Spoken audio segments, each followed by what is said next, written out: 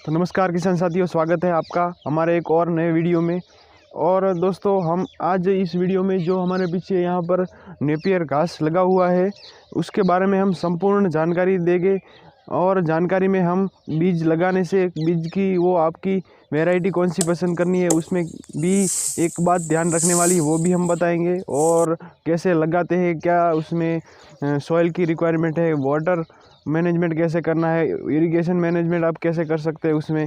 और जो आप 1 एकड़ में हम उसका कैलकुलेशन भी बताएंगे कि कितना प्रोडक्शन देता है। और बीज आपको कहाँ से मिल सकते हैं वो भी हम बताएंगे। अच्छे बीज जो नेपियर आती है, हाइब्रिड नेपियर, और उसके बारे में भी हम जानकारी देंगे। और दोस्तों, किसी को प्रश्न है कि वो नेपियर लगाए 4G बुलेट घास ऐसा कुछ आता है, स्मार्ट नेपियर आता है और कई प्रकार की नेपियर आती है, तो कौन सी लगाए वो भी कन्फ्यूज़न हम इस वीडियो में दूर करेंगे।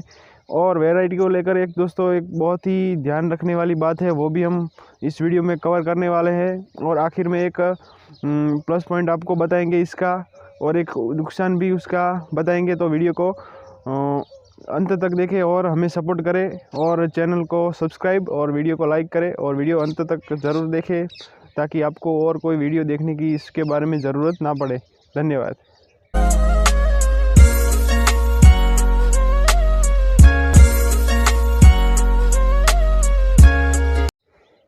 तो दोस्तों, हमें हमारे पशु को खिलाने के लिए हरे चारे की रिक्वायरमेंट पूरे साल तक रहती है, क्योंकि दोस्तों अच्छा दूध, क्वालिटी प्रोडक्शन अगर चाहिए होगा तो हमें हरा चारा तो चाहिए ही होगा। और हरा चारा का एक विकल्प ये नेपियर घास जो आप देख रहे हैं वो भी है। तो इसके बारे में दोस्तों दूसरा ये प्रश्न आता है कि इसकी जो है कौन सी वैरायटी ले।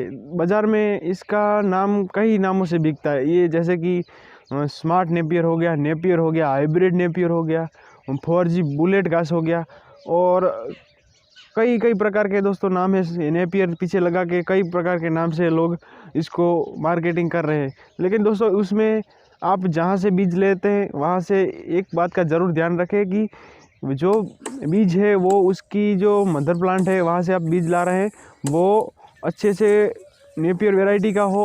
और उसमें ध्यान रखने वाली ये बात है कि उसमें जो आप उसको चारे काटने के समय उसको आप टच करेंगे तो वहाँ पे खुजली वाला वो नहीं होना चाहिए, वरना आप जब भी कट करने जाएंगे तो आपको खुजली, बहुत ही खुजली आएगी। वो जहाँ पे आपको शरीर पे टच ऐसे करेगा तो वहाँ पे आपको खुजली ही खुजली आएगी। तो इस बात का आपको संपूर्ण ध्यान रखना है कि उसके बाद ही आपको उसकी वैरायटी।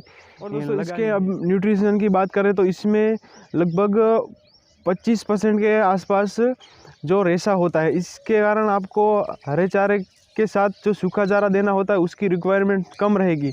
और इसमें करीबन 3 से 4% के आजू बाजू फैट है, और प्रोटीन इसमें जो आता है 15% के प्लस आता है। तो दोस्तों, संपूर्ण जो आपका पशु को चाहिए, जो न्यूट्रिशन चाहिए, वो आपकी ये कमी पूरी कर। तो दोस्तों, हम आपको अभी बताएंगे कि इसको लगाते कैसे। तो दोस्तों, यहाँ पर देख सकते हैं कि ये गांठ है, और ये सब, ये पहली गांठ, ये दूसरी गांठ है। तो आपको बीज जो मिलेगा, कोई भी आपको देगा तो आपको 2 गांठ मिलेगी। तो आप देख सकते हैं यहाँ पर जो ऊपर से कट गया है, इसीलिए यहाँ पर वो आँख से, उसकी आँख होती है, आँख से वो उसका अच्छा सा सूट निकल गई है। तो ऐसे ही आप जैसे ज़मीन में लगाएंगे तो वहाँ से सूट निकलेंगे। दोस्तों, इसको हम लगाने की विधि के बारे में जानकारी लेते हैं। तो दोस्तों, इसको लगाने के लिए पहले विधि है, आप उसको कट करके यहाँ से 1-2 घंटे कट करके, और आपको अगर बीज 2 घंटे वाला ही मिलता है तो इसको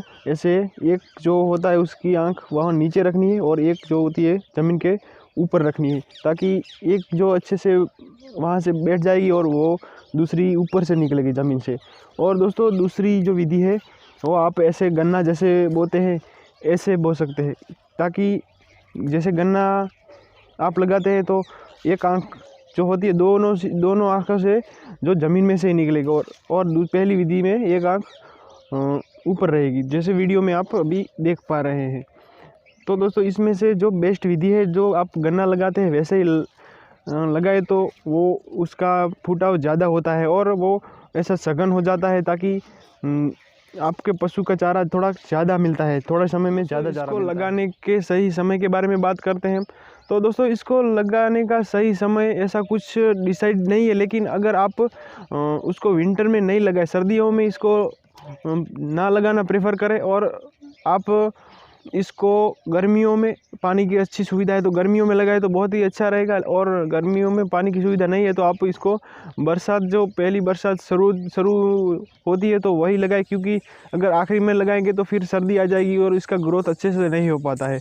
लेकिन ऐसा कुछ नहीं है कि ये सर्दियों में नहीं बढ़ता है, लेकिन दोस्तों जो अच्छे सा बीज जो होता है वो उसका विकास तो होता ही है, तो आप उसे सर्दी में ना लगाकर बरसात और गर्मी में भी लगा सकते हैं। दोस्तों इसको हल्की मिट्टी से अच्छा, अगर आपके पास जो भारी मिट्टी वहाँ पे आप लगाएंगे तो बहुत ही अच्छा, जो उसमें पानी ज़्यादा पकड़ने वाली मिट्टी हो तो उसमें बहुत ही ज़्यादा अच्छा रिजल्ट मिलता है, क्योंकि इसको पानी की रिक्वायरमेंट अच्छी होती है, आपको अच्छा पानी देना पड़ेगा, ज़्यादा पानी देंगे तो ही इसका विकास ज़्यादा होगा। और दोस्तों ऐसा पानी में आप ज़्यादा खारा पानी नहीं है, मीडियम पानी चल जाएगा, इसमें मीडियम पानी में भी वो अच्छा, उसका विकास अच्छा होगा।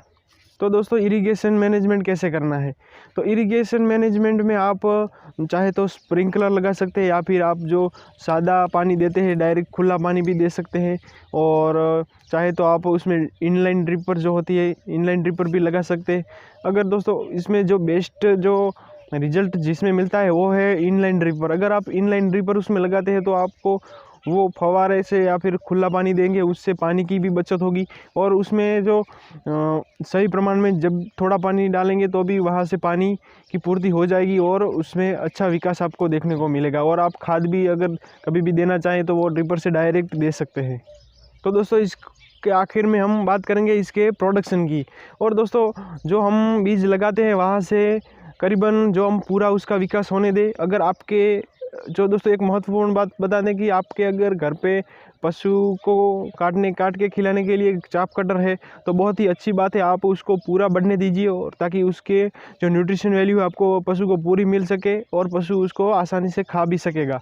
लेकिन दोस्तों अगर आपके पास जो पूरी सुविधा वो चाप कटर नहीं है तो आप उसे थोड़ा जल्दी काटिए, क्योंकि दोस्तों जो कोमल होता है वो आपका पशु डंठल थोड़ा होता है, ये नहीं खा पाता है, क्योंकि वो बहुत ही पैर थोड़ा हार्ड हो जाता है। और अगर वो आपको बीज के लिए तो बहुत ही अच्छा है, आप उसका बीज करेंगे, वो यहाँ से काट के आप ज़मीन में लगाएंगे तो वो अच्छा विकास करेगा। लेकिन क्या है कि आपका पशु आसानी से नहीं खा पाएगा, तो आप चाहे तो चाप कटर ला के उसको खिला सकते हैं। तो दोस्तों इसके प्रोडक्शन की बात कर ले तो 1 एकड़ में से करीबन जो आप सामान्य से कम मान के चलेंगे तो भी आपको जो है 300 मेट्रिक टन तो आसानी से वो पूरे साल में दे देगा, क्योंकि दोस्तों इसकी कटाई लगभग साल में आप अच्छे से जो ग्रो करने दें तो 4 कटाई तो ले ही सकते हैं, क्यों और अच्छे से जो विकास होगा तो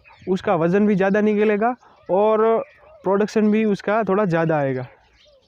अब दोस्तों इसके आप अगर आपको पशु के खिलाने के लिए भी फार्म पे करना चाहते हैं तो आप लगा सकते हैं, और अगर आप कॉमर्शियली उसको बेचना चाहते हैं तो दोस्तों आपका जो चारा है हमारे यहाँ आसपास 50 रुपये एवरेज 50 रुपये तक जो है 20 kg के हिसाब से बिक जाता है। तो दोस्तों इसके हिसाब से हम इसका मल्टीप्लाई कर सकते हैं कि वो कितना आपका प्रोडक्शन होगा।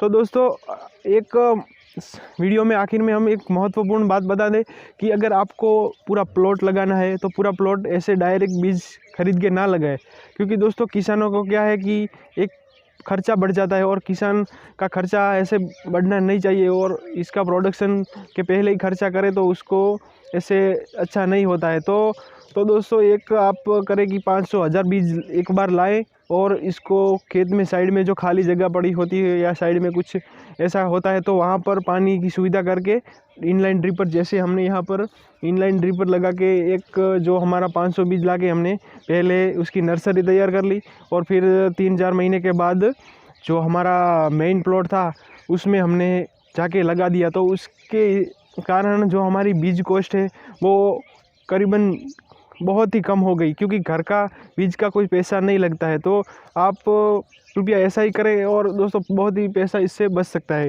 तो दोस्तों ये वीडियो आपको कैसी लगी, और कोई भी अगर आपके मन में क्वेश्चन है, अगर आपको कोई बीज की रिक्वायरमेंट है, इसका प्योर नेपियर का, हाइब्रिड नेपियर का आपको अगर सीड चाहिए, इसका डंठल चाहिए, तो आप हमें कांटेक्ट कर सकते हैं। और वीडियो को लाइक कीजिए और चैनल को सब्सक्राइब कीजिए। और धन्यवाद। जय हिंद।